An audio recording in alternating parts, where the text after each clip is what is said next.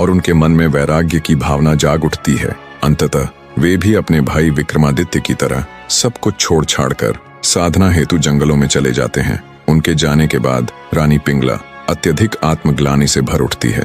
उन्हें अपने किए पर बहुत शर्मिंदगी हो रही थी। जब उनसे ये सब बर्दाश्त न हुआ तो उन्होंने खुद की जान ले ली। राजा भर्तहरि के जाने के बाद उज्जैन का सिंहासन एकदम रिक्त हो जाता है। अब ना तो उज्जैन का कोई रखवाला था और ना ही कोई राजा। चारों तरफ हाहाकार मची हुई थी। हर तरफ हो हल्ला हो रहा था। पूरे उज्जैन राज्य में हर जगह हुड़दंग और उत्पात फैला था। ना कोई रोकने वाला था, ना कोई टोकने वाला था, ना कोई राजा था और ना कोई रखवाला। दिन ब दिन उज्जैन की स्थिति बिगड़ती जा रही थी। हर कोई अपनी मनमानी कर रहा था। उड़ते उड़ते जब ये खबर इंद्र के अखाड़े में पहुंची कि उज्जैन का राजा तो राज्य छोड़कर चला गया है और वहां अब हर तरफ अशांति फैली हुई है, तो सभी देवों ने आपस में सलाह मशवरा कर अपने एक दूत को उज्जैन की रखवाली करने के लिए पृथ्वी पर भेज दिया।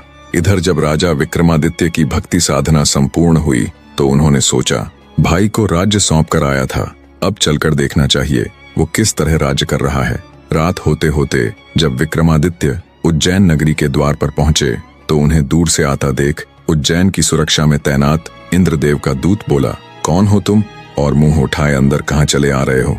अपना परिचय दो वरना मैं तुम्हें मार डालूंगा। दूत की बात सुन विक्रमादित्य ने उसे अपना परिचय दिया और कहा कि मैं राजा विक्रम हूँ, तू अपनी बता, तू कौन है?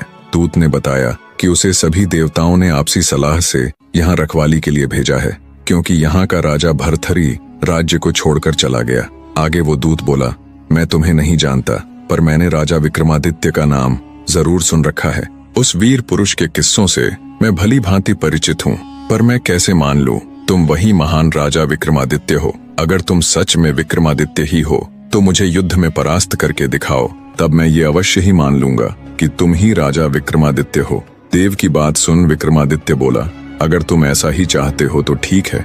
दोनों के बीच युद्ध हुआ और कुछ ही देर में विक्रमादित्य ने उस दूत को पछाड़ दिया। तब दूत अपनी हार स्वीकारते हुए बोला, मान गया कि तुम ही राजा विक्रमादित्य हो।